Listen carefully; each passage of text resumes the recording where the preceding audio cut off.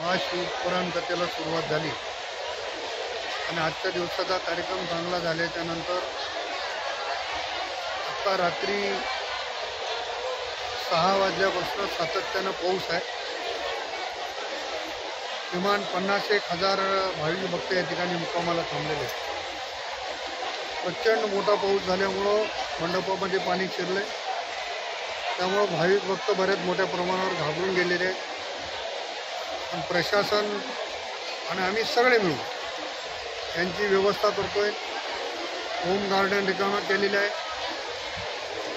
Nagarjuna public school रिकामी केलेली आहे, कवठ्याचा गुरुद्वारा रिकामा केलेला आहे आणि स्कूल बस असतील, पोलीस बस असतील, गुरुद्वाऱ्याच्या बस असतील, शर्मा ट्रॅव्हल्सच्या असतील, या सगळ्या बसेसू या सगळ्या लोकांना आम्ही हलवणार आहोत। कोणी काळजी करण्याची आवश्यकता नाही आहे। माननीय जिल्हाधिकाऱ्यांशी माझं बोलणं झालं, पोलीस अधीक्षकांशी माझं बोलणं झालं, अतिरिक्त पोलीस अधीक्षक आणि सर्व मंडळी या ठिकाणी आलेली आहे।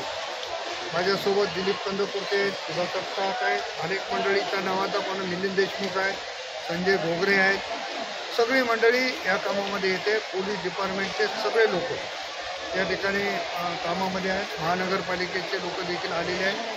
पाणी काढून देण्याचं काम देखील मोठ्या प्रमाणात थोड्या वेळामध्ये पाऊस कमी होईल अशी परमेश्वराकडे प्रार्थना करतो आणि कोणी भयभीत व्हायची गरज नाही। सगळ्यांची व्यवस्था या ठिकाणी 100% केली। आज पावसाने गोंधळ घातलाय, काय प्रतिक्रिया आहे, काय व्यवस्था केली आहे? असं आहे की दुपारी महाशिवपुराण सुरू झाली आणि संध्याकाळी पाऊस मोठ्या प्रमाणावर आहे। 7 वाजल्यापासून पाऊस अतिशय मोठ्या गतीने सुरू आहे, त्यामुळं मंडपामध्ये पूर्ण गुडघाभर पाणी शिरलेलं होतं। भाविक भक्त जवळपास 50,000 मुक्कामाला असतील ते विचलित झाले, घाबरले। लगेच आम्ही सगळी मंडळी इथं आलो, महापालिकेला बोलवलं, माननीय जिल्हाधिकारी महोदय, माननीय पोलीस अधीक्षक सगळी मंडळी इथं। होम गार्डन रिकामं केलं, नागार्जुना पब्लिक स्कूलला चालू, गुरुद्वारा कवठ्याचा रिकामा केला, संजय घोगरेचं दत्तमंगल कार्यालय, सगळ्या गोष्टी आपण रिकाम्या केल्या। थोडंसं बसेस यायला वेळ याच्यासाठी झाला की स्कूल बसचे ड्रायव्हर त्यांना काही विचारायला माहिती नाही, म्हणून पोलीसच्या असलेल्या गाड्या पोलीस SP पाठवल्या, कलेक्टरने SP कंट्रोलला फोन केला, त्यांच्या असलेल्या आल्या, गुरुद्वारा बोर्डाच्या गाड्या आल्या, स्कूल बस आल्या। आता योगायोगानं जवळपास 150 गाड्या बसेस तिथं आलेल्या आहेत। सगळ्यांना आम्ही हात जोडून विनंती केली की घाबरण्याचं काही कारण नाही, अतिशय आपण शांततेत राहा, आपली सगळी व्यवस्था करण्याचं आमचा प्रामाणिक प्रयत्न। शेवटी निसर्ग आहे, जेवढी व्यवस्था संयोजन आयोजन समितीला करता येते ती सगळी व्यवस्था करते।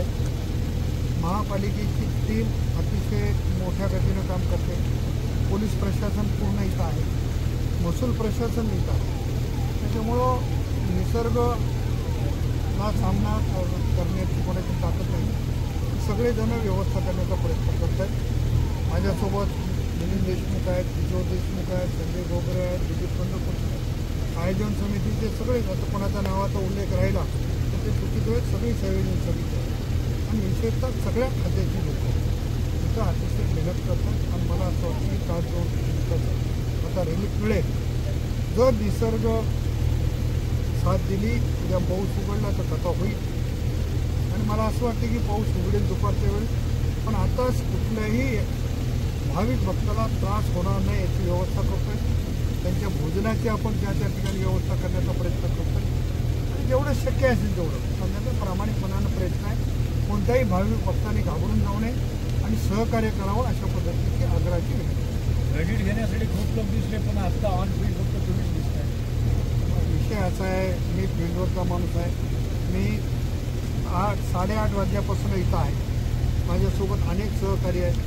इथं बसूनच मी माननीय आयुक्तांना फोन केला, महापालिकेची टीम आली, माननीय जिल्हाधिकारी महोदयांना फोन केला, त्यांची टीम आली, पोलीस अधीक्षकांना फोन केला, त्यांच्या अगोदर काही लोक होते पण ते स्वतः आले आणि सगळ्या गोष्टी करतायत।